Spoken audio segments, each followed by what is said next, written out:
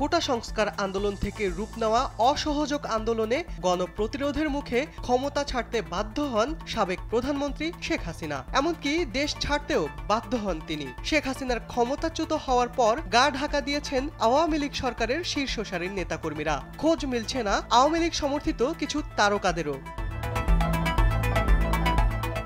বৈষম্য বিরোধী ছাত্র জনতার এই আন্দোলনের বিপক্ষে ছিলেন ঢাকা ১০ আসনের সাবেক সংসদ সদস্য ও চিত্রনায়ক ফেরদৌস আহমেদ ও চিত্রনায়ক রিয়াজ। এ দলের অন্য সদস্যদের মধ্যে ছিলেন অভিনেত্রী শামীমা তুষ্টি, তানভিন সুইটি, সুহানা সাওয়া, অরুণা বিশ্বাস, অভিনেতা সাজু খাদেম সহ অনেকে। ছাত্র আন্দোলনের শুরু থেকেই শিক্ষার্থীদের বিপক্ষে সক্রিয় দেখা গেছে এ দলকে। এমনকি আলো আসবেই নামে একটি হোয়াটসঅ্যাপ গ্রুপ খুলেছিলেন তারা। আন্দোলনকালীন সেখানে নিজেদের মধ্যে নানা বিষয়ে কথা বলতেন গ্রুপের সদস্যরা। তাদের সঙ্গে ছিলেন সাবেক তথ্য প্রতিমন্ত্রী মোহাম্মদ এ আরাফাত। মঙ্গলবার সামাজিক যোগাযোগ মাধ্যমে আলো আসবেই নামে হোয়াটসঅ্যাপ গ্রুপের কিছু স্ক্রিনশট ফাঁস হয়েছে। তাতে দেখা যায় আন্দোলন চলাকালীন শিক্ষার্থীদের নিয়ে বিভিন্ন পরিকল্পনার কথা বলছেন শোবিজের কজন অভিনয়শিল্পী।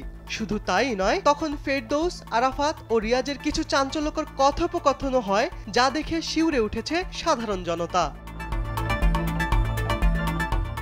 তাদের মধ্যে অভিনেত্রী অরুণা বিশ্বাসকে আন্দোলনকারীদের ওপর গরম জল ঢেলে দেওয়ার কথা বলতে দেখা গেছে। স্ক্রিনশটগুলো ফাঁস হওয়ার পর বিষয়টি নিয়ে ঝড় উঠেছে নেট দুনিয়ায়। স্ক্রিনশটের বিষয়ে ওই গ্রুপের একজন সদস্য অভিনেত্রী জ্যোতিকা জ্যোতি গণমাধ্যমকে বলেন, আমাদের এমন একটি গ্রুপ ছিল, এটা সত্য।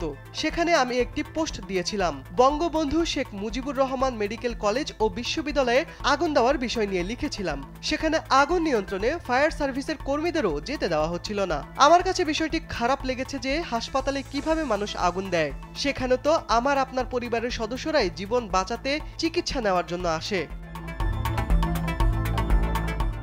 অভিনেত্রী আরো বলেন, আপনি হয়তো দেখেছেন, আমি কিন্তু কোনো ছাত্রদের দায়ী করিনি হাসপাতালে আগুন দেওয়ার ঘটনায়। আর এও বলতে চাই, হোয়াটসঅ্যাপ গ্রুপটিতে হয়তো আমরা অনেকে ছিলাম, কিন্তু সবার মন মানসিকতা এক না। শিক্ষার্থীদের ওপর গরম পানি ঢেলে দেওয়ার যে বিষয়টি উঠে এসেছে তা কারো প্রত্যাশার নয়। জ্যোতিকা জ্যোতি বলেন, এটি অমানবিক, তবে অন্যের ভাবনা নিয়ে আমি তো কিছু বলার অধিকার রাখি না।